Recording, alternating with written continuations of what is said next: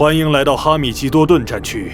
此战区包含了多个可玩恒星系，每个恒星系都拥有多个有着独特生态系统与战术优势的行星。现在，我们正位于一个文明世界的轨道上空，它正在遭受欧克蛮人的入侵。星球总督向我们发出了求援，从战略角度来看，支援他们也是明智之举。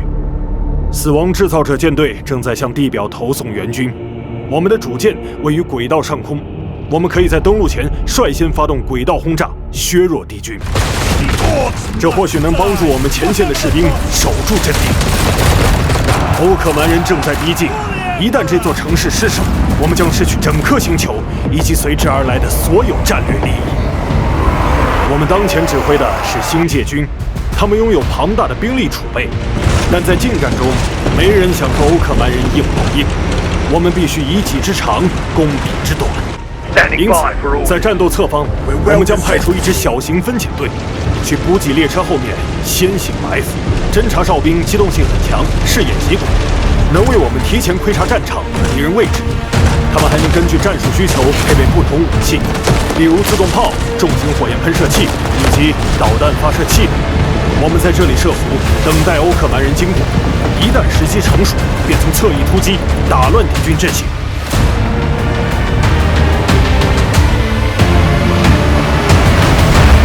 地图中央沿水域展开的是我方主力部队，这里将构成我们的正面战线，主要由卡地亚突击军与卡舍金组成。部队将尽可能利用掩体进行防御，这将大幅提升他们的生存能力，并降低被敌方命中的概率。但并非所有单位都依赖掩体。欧格林配备撕裂枪，在近距离战斗中拥有极强的压制力。我们的装甲部队将在另一侧阻止欧克蛮人正面突桥。我们将诱导敌军从斜坡进入水域，他们的移动速度将会减慢，我们也将趁机削减他们的兵力。我方装甲力量的核心是帝皇无刃，这是一辆重型装甲坦克，极难被击毁。虽然速度较慢，但它所搭载的强大火力足以弥补这一点。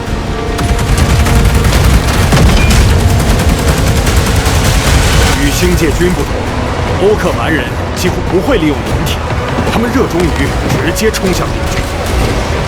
重甲强蛮人是擅长近战的精锐步兵。他们装备着杀戮锯、能量柱以及双联喷火器等致命武器。正如计划的一样，水域正在拖慢敌军的脚步，并使他们挤成了一团。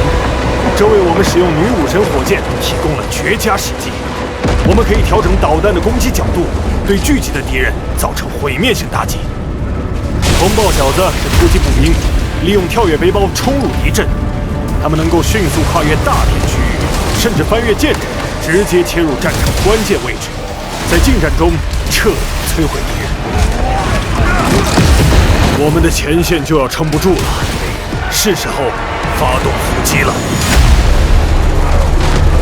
摧毁这些列车将为我方开辟出一条全新的进军路线，这是欧克蛮人完全没有预料到的。这将迫使敌军分散兵力，以此缓解前线的压力。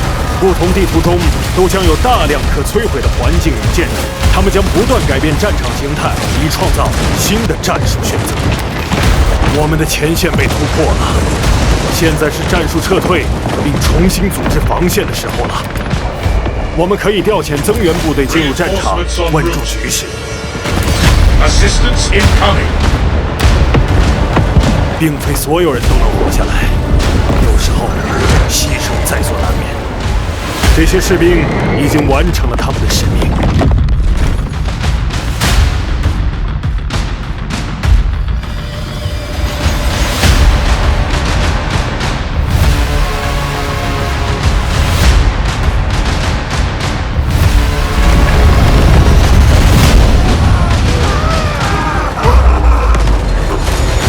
欧克蛮人最大、最要命的单位出现了。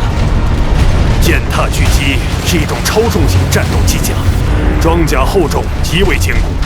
虽然行动缓慢，但它装备了大量武器，包括超大砍刀、死亡加农炮、超级加特林炮以及超级无敌火箭。我们需要调动一部分装甲力量，逐步削弱它的防御。我们还有杀手锏未使用。由于我们的主舰仍处于轨道之上，我们可以发动轨道光锚打击，对敌军造成毁灭性伤害。